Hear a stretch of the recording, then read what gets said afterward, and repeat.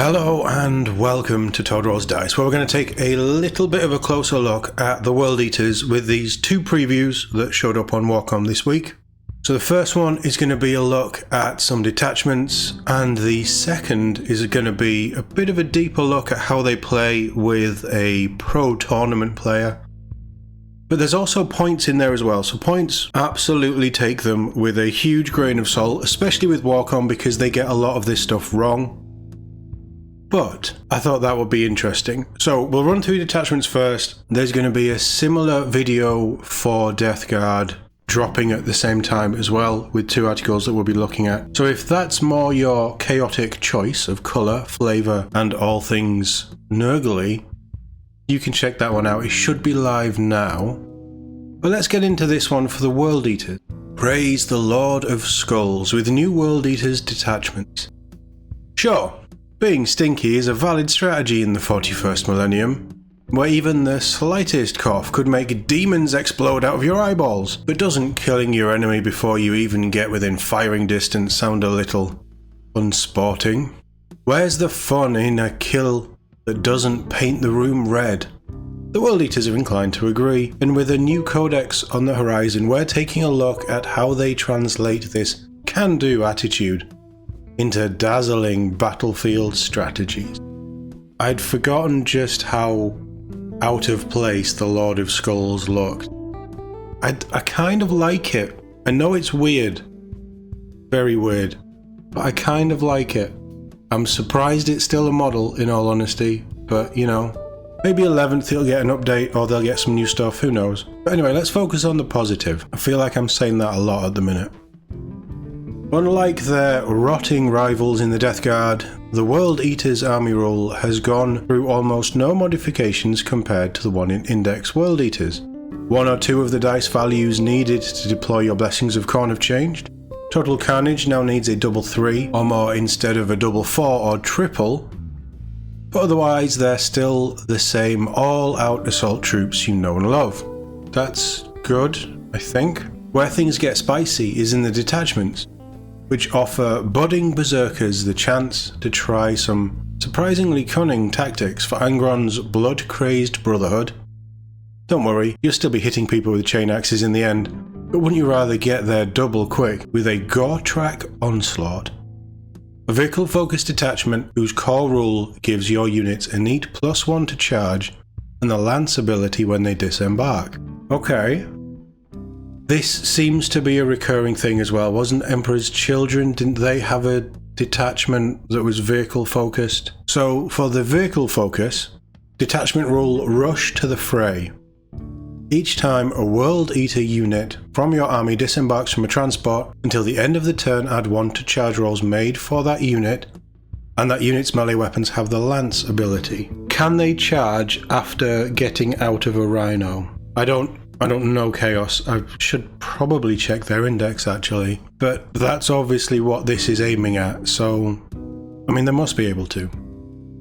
Now you might be thinking, but Angron, you can't disembark and charge from a transport vehicle unless it's a Land Raider with an assault ramp.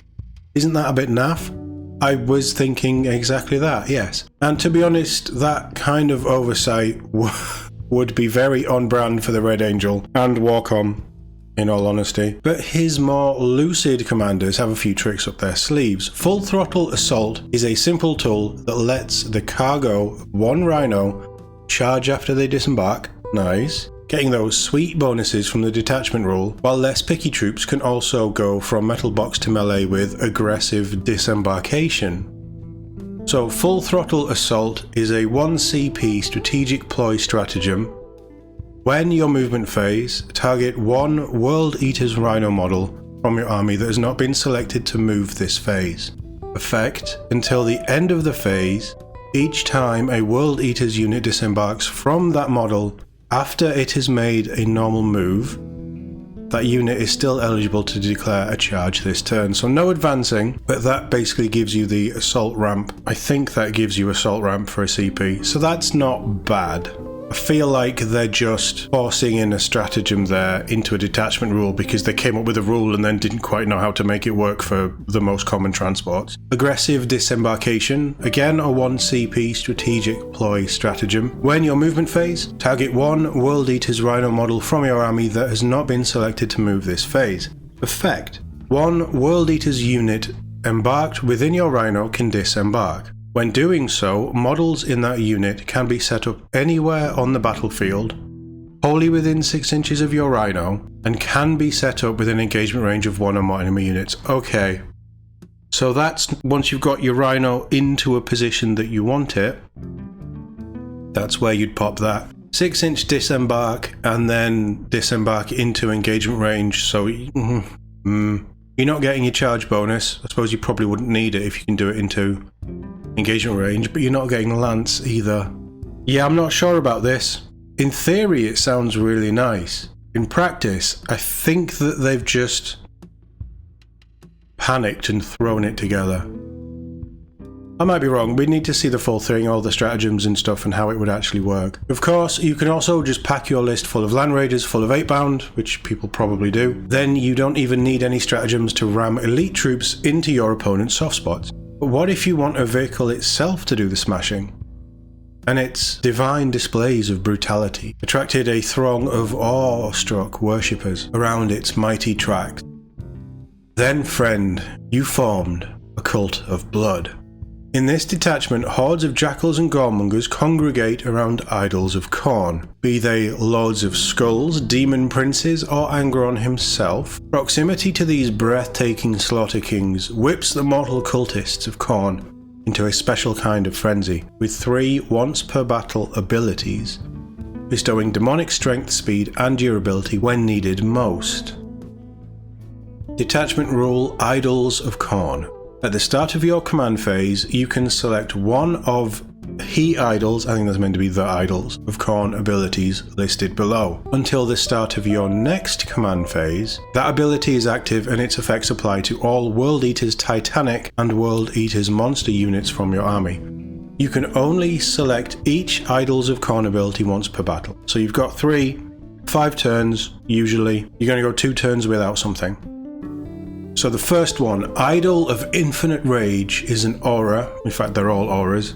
While friendly jackals or goremonger units within 6 inches of this model, or 9 inches if the model is Titanic, each time a model in that unit makes an attack, add 1 to the hit roll and 1 to the wound roll. Quite strong. That is quite strong, actually.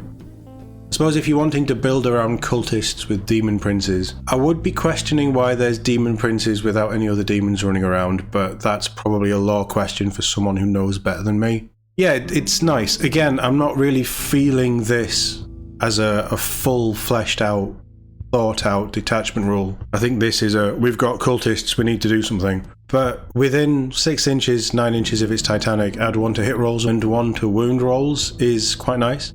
The Idol of Burning Wrath, while a friendly jackals or goremongers unit within 6 inches of this model, or 9 if it's Titanic, add 1 inch to the movement characteristic of models in that unit and add 1 to advance and charge rolls made for that unit. Okay, extra movement, really nice. That's going to make the goremongers move 10 inches, will it? Wasn't their standard movement 9? So that's good, but you're probably going to be pushing them beyond the use of other auras at that point. And finally, the Idol of Blessed Blood. While a friendly jackal or goremonger's unit is within 6 inches of this model, or 9 if it's Titanic, models in that unit have a 4-up invul save. That's just disgusting. Yes, it's 1 turn, you've got to be around it, but that's just disgusting. The Butcher Lord enhancement forces the normally arrogant Master of Executions and Slaughterbound to swallow their pride and lead a unit of jackals, even gaining the ability to infiltrate if they join the goremongers. They can then reap the benefit of some specialized stratagems, getting up to a 5-up feel no pain from In the Shadow of Brass Idols, provided they're close enough. To the enhancement Butcher Lord, World Eater's inventory model only. During the Declare Battle Formation step, the bearer can be attached to a jackals or goremongers unit. If attached to a goremonger's unit, the bearer has the Infiltrators ability. So while I like that, I think that's pretty cool, I also feel that that is just a band-aid over not having a character who can, like a cultist HQ that fits that mold. But I suppose this gives you more choice, and if you want to run Slaughterbound or Master of Executions with your cultists, you can, and you probably wouldn't need to in this detachment, let's be honest. And then we have a stratagem in the Shadow of Brass Idols. It is a 1 CP strategic ploy stratagem. When your opponent's shooting phase or the fight phase just after an enemy unit has selected its targets. Target 1 Jackals or Goremongers unit from your army that has been selected as one or more of the attacking unit's targets. Effect: until the end of the phase, models in your unit have the Feel No Pain 6-up ability. If your unit is within 6 inches of one or more friendly World Eaters monster units, or within 9 inches of one or more friendly World Eaters Titanic units, your unit has the 5-up Feel No Pain ability instead. I can actually see it thematically, with cultists just swarming around these giant monsters and machines of slaughter, and just a frenzied pitched battle, close quarters, everybody just getting stuck in. But this is obviously not rewarding using marines or demons, and you're very focused on cultists, so is it the horde option? I don't know, it depends how good Jackals and cultists, well, Jackals and Goremongers are. I think Goremongers are quite good. I don't know what Jackals do. But I can see this being useful. But do you really want your World Eaters to be a horde army? I don't know. 3 more detachments expand your options. The Berserker Warband returns mostly unchanged with an extra pip of strength going into your axe arm when you charge. While the Khorne Demonkin, which we covered in an earlier video, I'll link that at the end, enlist the aid of Crimson Warp entities to build up Blood Tithe points before spending them to unlock powerful abilities that last until the end of the battle. I really like the look of that one. Finally, the Possessed Slaughterband wear their modus operandi on their sleeves, hurling as many howling 8-bound up the table as possible, while using the enemy's own firepower to close in quicker. That sounds quite good, but then aren't 8-bound and an Exalted 8-bound quite strong at the minute? Depends on points and things, of course, but a whole detachment based on getting them up the board sounds pretty good. The new Codex World Eaters is going up for pre-order this weekend alongside the deadly new Slaughterbound Champion. Not actually true, Skulls sold separately, so the Slaughterbound Champion is available for pre-order, that isn't a lie, but he isn't available separately. He's available in a £150 approximately army box that includes things, if you already have World Eaters, you probably don't need. So yeah, I mean, that's a choice for you to make. I think these army boxes just to get one character are just piss poor business decisions. I've been very vocal about that. I was very vocal about that on Sunday preview. So again, let's focus on the positive. Both of these detachments that they've shown off, I think that they maybe have play. It depends on units, it depends on points. If you really want to run cultists, this one might be quite good because the once per battle buffs, if you use them in the right place, are probably going to be very strong. I'm not entirely sure on that, but what else are you going to use your enhancements on? It depends how much this is as well. If Butcher Lord is 20 points on top of your character cost, you're probably not going to... I don't know. We'd need to see data sheets and things and points. Isn't that the whole issue with this? This one, the transport detachment, I don't know. I think that they've come up with a cool idea and implemented it badly. But again, this is just from this preview. I may be seeing it completely wrong. Let me know in the comments if you're seeing it differently. I think it could be good, but again, it's with the right units. It's having the transports to be able to do this stuff. And if you're going to run 3 rhinos full of troops, that's great, but only one of them is going to be getting this army buff. So then you're looking at Land Raiders, which are, what, triple the points of a rhino? I don't know. I think probably they've shown off the 2 worst detachments. I really like the look of the Demonkin. As I say, I'll link that video at the end of this one. But yeah, honestly, I don't know. I don't know enough about World Eaters. I don't know enough about these detachments. I'm going to lean on you guys to let me know what you think. Now let's have a look at the other article. So this is World Eater Tactics from Richard Siegler as he weighs in on Khorne's finest.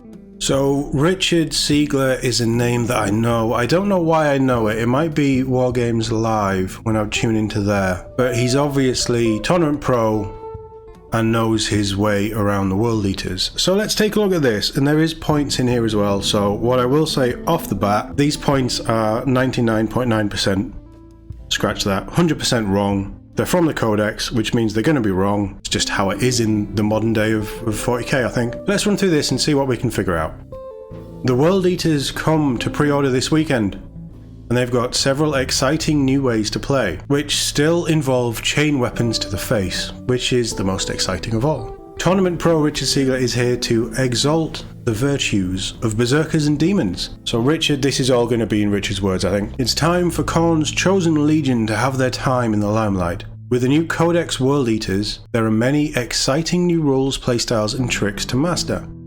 This article is going to focus on some of the important changes and analyse 2 brand new playstyles that have emerged. Berserkers are back.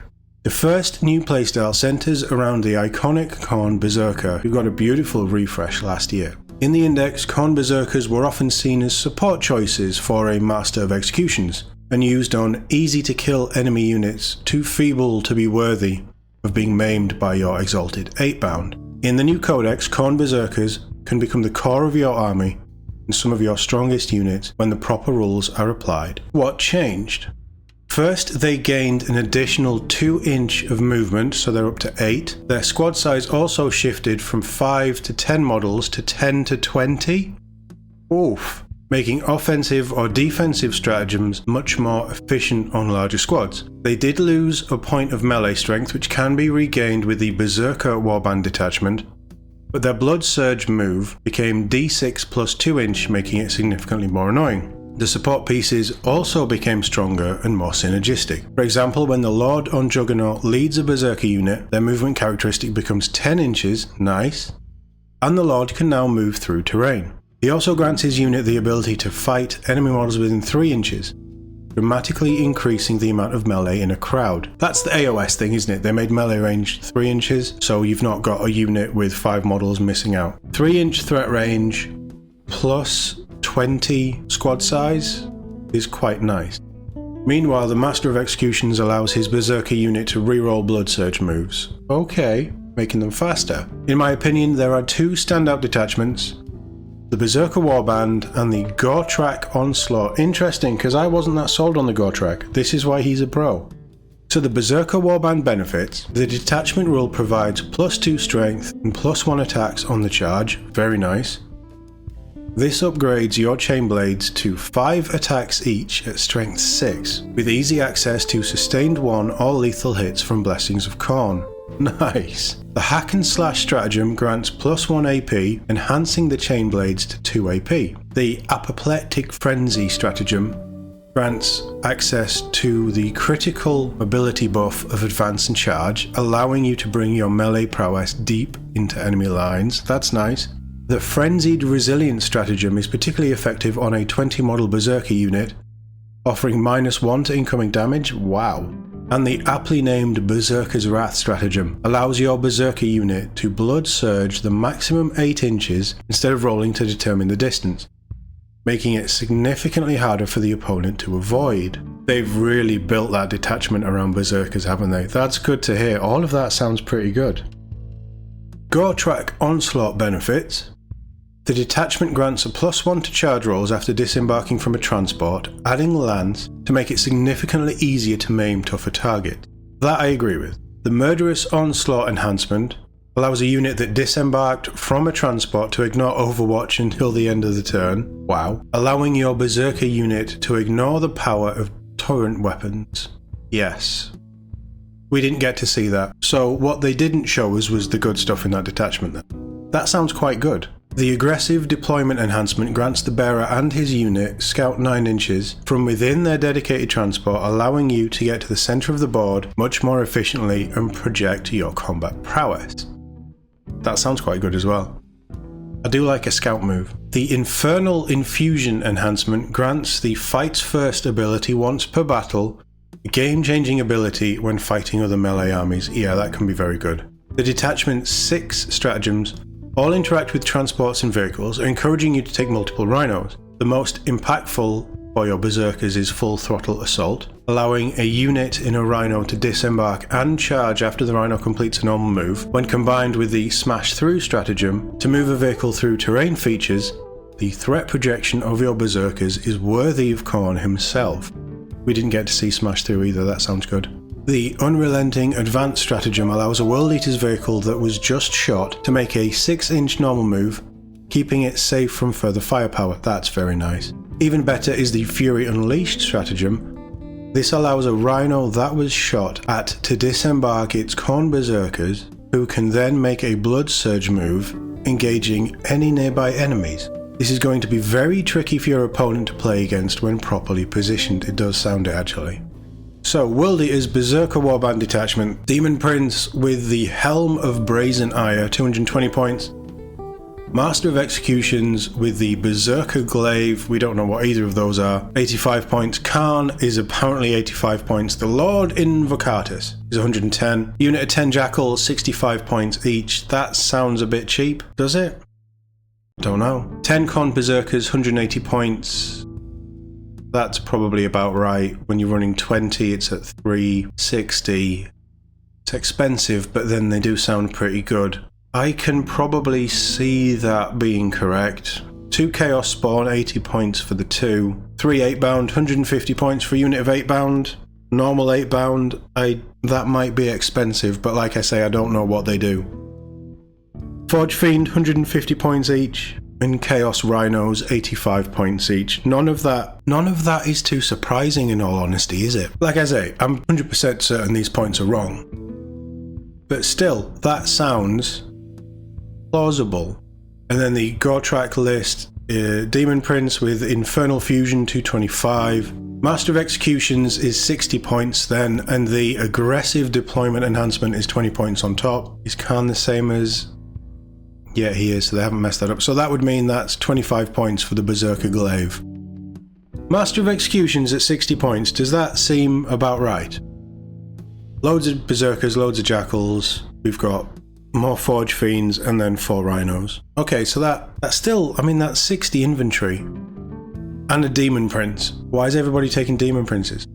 Demonic Destruction. The other major new playstyle for the World Eaters involves the Khorne Demonkin detachment. I like the sound of this one, which allows your World Eaters army to be joined by up to 1000 points of Blood Legion units in a Strike Force game, so half your army. It was previously very rare to use Khorne Chaos Demon allies, but this new detachment has several powerful rules that encourage you to do so, especially when combined with the recently upgraded Khorne datasheet. Khorne may have punished Skarbrand for his hubris. With his recent datasheet glow-up, this rogue bloodthirster is one of the very few ways to advance and charge with World Eaters, and one of the hardest hitting combat units in the entire game. The Disciple of Khorne enhancement allows a Lord on Juggernaut to be attached to a Blood Crushers or Fleshhounds unit. Importantly, this allows Blood Crushers to move through terrain features in your move or charge phase, huge mobility boost. Additionally, the ability to fight enemy units within 3 inches rather than engagement range makes it significantly easier to attack with all of the models from your unit. So the Lord on Juggernaut is giving whichever unit he joins that 3-inch or range of combat. That's really nice. That's really strong. The Blade of Endless Bloodshed elevates a Demon Prince into a combat powerhouse with few equals, with +1 attack, +1 strength and +1 damage. He has an eye-watering 9 attacks, hitting on a 2-up, strength 9, AP 2 and damage 4, with dev wounds on the charge. Wow. Typically, Khorne is all about bloodlust, but Summoned by Slaughter is an incredibly tricky and powerful stratagem. When a unit dies on the battlefield, you can place a Bloodletters unit from reserves onto the battlefield wholly within 9 inches of the last model to be destroyed from that unit. You can use this stratagem to summon Bloodletters to make easy charges into places your opponent did not expect. And it can also be used to protect your own objectives. The Demonic Fury stratagem allows a Blood Legion unit to grant a World Eaters unit within 6-inch lance. If the Demonic Rage ability is active for your army, you gain Twin Linked as well, Oof. Allowing for devastating amounts of damage against a key enemy unit. So this is the Khorne Demonkin detachment. Scarbrand with nothing, 305 points. Lord on Juggernaut with the Disciple of Khorne, 105. Demon Prince with the Blade of Endless Bloodshed at 230 points. Jackals, Chaos Spawn we've seen. 5 Fleshhounds, 75 points. 10 Bloodletters, 90 points. 6 Blood Crushers, 220 points. And that's it, we've seen everything else. Overall, Codex World Eaters not only promises several new playstyles for fans of the faction, but also encourages players to take the most iconic World Eaters units. This is an exciting time to be a Disciple of Khorne, and there are a lot of new rules to explore and master. Thanks to Richard Siegler, a professional Warhammer player and content creator with Art of War 40k. Art of War, right. I knew the name from somewhere. Art of War, haven't seen much of their stuff, but they are very competitive, tournament focused. I mean, he's a pro player, so he knows what he's doing. But they are very focused on the tournament stuff and building lists to excel in tournaments. So if that's what you're into, do check them out. He's best known for winning the ITC twice and helping new players learn the game and become their best on his YouTube channel. Codex World Eaters will be available to pre-order on Saturday. Both of these articles are going to be linked in the description of this video. I'll also link Art of War as well, because we're covering an article that's done by Richard. He is part of Art of War, so I'll throw a link in there to their channel as well. Check them out if it's something that you're interested in. They are well known for doing good stuff and being very good at what they do. That's certainly my take from it. I mean, in here, the interesting thing is Gortrak, but then Richard has seen the whole codex, all of the detachments, all of the stratagems, and he can actually see how it all plays together. From the preview, we got what was rubbish in this, because all of this stuff sounds really, really good. I think Demonkin is going to be quite good, and it's nice to see it picked up here. And then also Berserkers, just having Berserkers being a worthy core for your army is also pretty positive. All of this sounds good, and honestly, if I was going to go for a Chaos Legion, it would be World Eaters. I love the new Berserkers. I really like the Goremongers. I'm looking forward to getting them up and running on the kill team table. This is where I'd go. I think Angron's a pretty nice model as well, in all honesty. So this is where I'd go. So it's nice to hear that this stuff is all looking good and there's lots of options. But let me know what you think of these two articles, and if you'll be picking up the World Eaters Codex when you get the chance on Saturday pre-order. As always, thank you very much for watching, and I'll see you all on the next one.